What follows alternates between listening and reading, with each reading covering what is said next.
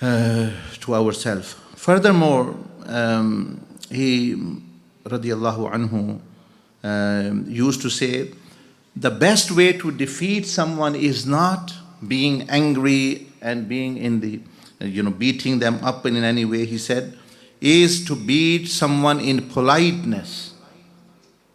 He said, with akhlaq, with character. That is the way to actually conquer people's heart. Not actually like we raise voices, we shout, and we show our physical power. That drives people away. That creates more animosity, that they don't get actually conquered. And he also mentioned, do not grieve over what has passed unless it makes you work harder for what is about to come. He said there is no benefit to grieve, to feel guilty what has passed, unless you change your way. Because no amount of guilt can change the past. Only changing your way now can actually benefit. And no amount of worrying can change the future, but your actions now can change the future. So some people are living past days, as they say, for lessons, taking lessons, not living there. One should not live there. Take lessons from the past, come and put action. Worrying is to translate that into action, not actually sitting there and saying, I'm worried about future. That is, you will get depressed and depressed. And then he, radiallahu anhu, said, whoever shows your faults is your true friend. And whoever just praises you, even you know as well, you don't deserve, he is your enemy, no matter he poses as your friend. And even if an enemy is showing you your faults, they are doing what a friend should do. Why? Because actually then you can correct yourself. And he further said, I have never ever regretted my silence. As for my speech, I've regretted it many times. He said, many times I have regretted that what I spoke, I shouldn't have said that. Or I should have said it in another way. Many times I have regretted. But I have never regretted when I stayed silent. So this is something he's giving a lesson. And then he said, the less attachment of your heart is with the dunya, the easier your life will be. The easier your life will be. The more you are attached, the difficult life you will learn.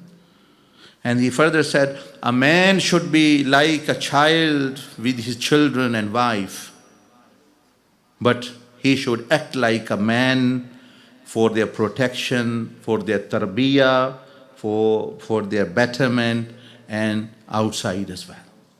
So that was his idea, that when you are in home, you are like child with children, you are like a child with your wife, meaning actually you forget what you are outside, just actually easygoing person inside the house.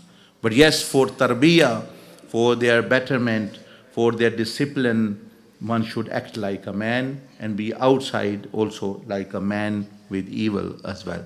But with children and wife and family, one should behave like children, meaning at their level. Like babies, be like a baby with a baby. Don't be like an elder person with a baby. You see people when they pick up babies, how they actually kiss them and how they actually enjoy, how they speak to them in their language, although they don't know their language, but they try to mimic and emulate them. That is how you should be with other people as well.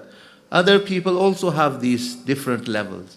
So whoever is in front of you, come down to his level and speak.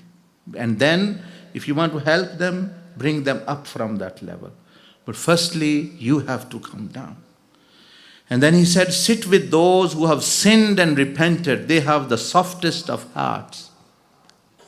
He said, sit with those people who were bad people, now they are good. He said, sit with them. They have softest of heart. And those who have this false idea of religiosity and piety, they might have the hardest heart. And Then he said, when one's intention, one's niyyah is sincere, one is truthful with Allah, Allah will be sufficient for his needs, protect him and guide him in dealing with people. So don't deal with people because of the nafs, because you just want to be or for them. Deal with them for Allah subhanahu wa ta'ala's sake, and you learn. And then he said, to speak less is wisdom. To speak less is wisdom. If you want to be wise, speak less. To eat less is healthy. And to mingle less with people is safe. If you want to stay safe, don't actually mix too much. Don't be free with too much with actually everyone, and you will be safer. And then he also said, he who wins through fraud is no winner. So if you think you have won or you have got something because of seduction, because of treachery, because of fraud, you are no winner really, because you will be loser soon, because you have no ability. If you passed exam with fraud, okay, you can have the certificate, but you won't know what to do. Let's say you pass a driving test. You can have the certificate of passing, but what will happen when you will sit in the driving seat? He who does not live in the way of core of his beliefs starts to believe in the way he lives. It's very, very dangerous what he's saying. He's saying that if you do not live according to your ideals, meaning Islam and the Prophet al-Islam, and if you keep living like sinners, you will slowly start believing what they believe. They will pierce in you. They will creep in you, their beliefs and wrong things. And furthermore, his life was actually full of these teachings. But as I said, the main lesson for me and you is we should know where we are now. Pious, righteous, sinner, whatever. From there, alhamdulillah, we follow his lifestyle. He repented and he found a person, and the Prophet ﷺ, and changed. And that ability is in you as well. Now you can become that a very, very better version of yourself. May Allah subhanahu wa ta'ala bless him and raise his status more higher and higher. The service which he has done to this ummah, even non-Muslims are benefiting from him up to now. And there are countless, mashallah, wisdom, the stories, the lessons which you should, in this month of Muharram, one should go into and take lessons and learn and benefit.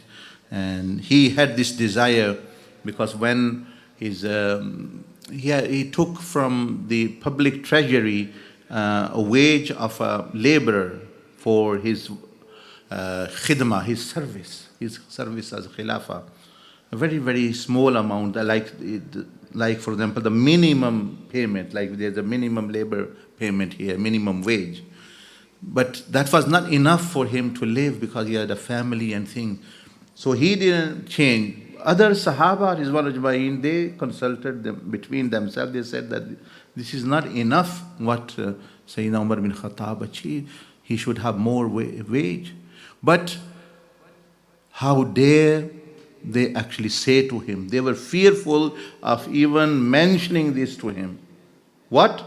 That we want to increase your wage, or you should take more. He said that they feared that they will be reprimanded. So they approached the mother of believers and daughter of Sayyidina Umar bin Khattab, al-Mu'mineen, Sayyidah Hafsa radiallahu anha, and said, if you can say this to your father, because we are fearful he might be angry with us. She said, okay. So when she mentioned to her, oh father, that actually the wage, how your family is living is not sufficient, and we think, I will request the other companions that you take more. His face turned red and he said, oh Hafsa, my daughter, you are the mother of the believers as well. You are the wife of the Prophet al-Islam as well. How did Rasulullah live? What did he eat? How much he had to eat every day? So she mentioned that he had sometime he said he did not have. He said, well, two of my friends have gone and they have reached their destination and their ultimate aim. Two of my friends have gone. Who? Rasulullah sallallahu alaihi wasallam and Sayyidina Abu Bakr Siddiq. They've reached their destination. And now I am the third one. I also, do you not want me to join them? Do you not want me to join them? I also want to join them.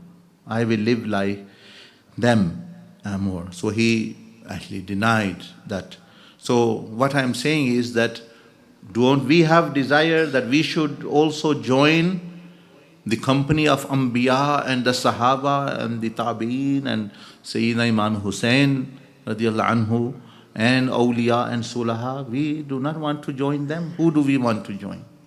If Hazrat Umar want to join Sayyidina Abu Bakr Siddiq, and look, he respected how much we are competing with each other, or this is me, I want to be high. Hazrat Abu Bakr Siddiq was a companion. He was a companion as well. Hazrat Umar was a companion. They were, although equal in that sense, what status they had with Allah is different matter. But Hazrat Umar respected him so much. Imagine his colleague. He was the murid of Rasulullah sallallahu alaihi wasallam. And Sayyidina Abu Bakr Siddiq was the murid as well of the Prophet. He was the Khalifa of Rasulullah sallallahu alaihi wasallam. He was also Khalifa of the Prophet ﷺ as well. But he said that when you bury me, don't bury me equally with Sayyidina Abu Bakr Siddiq, but put my head near the chest or the stomach of Hazrat Abu Bakr Siddiq, because I don't want to show myself equal, although they were both companions. This shows that how much respect and how we should treat our brothers and our sisters. So that's why when you say salam in Madinatul Munawwara, they say the first there is a hole where you say assalamu alayka ya Rasulullah. Then you have to move the left to right. Sayyid Abu Bakr Siddiq's face is there. Ya assalamu alayka ya Amir al-Mu'mineen Abu Bakr al-Siddiq radiyallahu anhu. And then you move on the third. Why is there? It is for this reason. So this shows the humility and others and these. So may Allah subhanahu wa ta'ala enable me and yourself also to traverse and walk their footsteps. And one day we want to be, by the fadl of Allah, in the company on the day of judgment, standing behind these actually stars and the companions of Rasulullah sallallahu alaihi wasallam.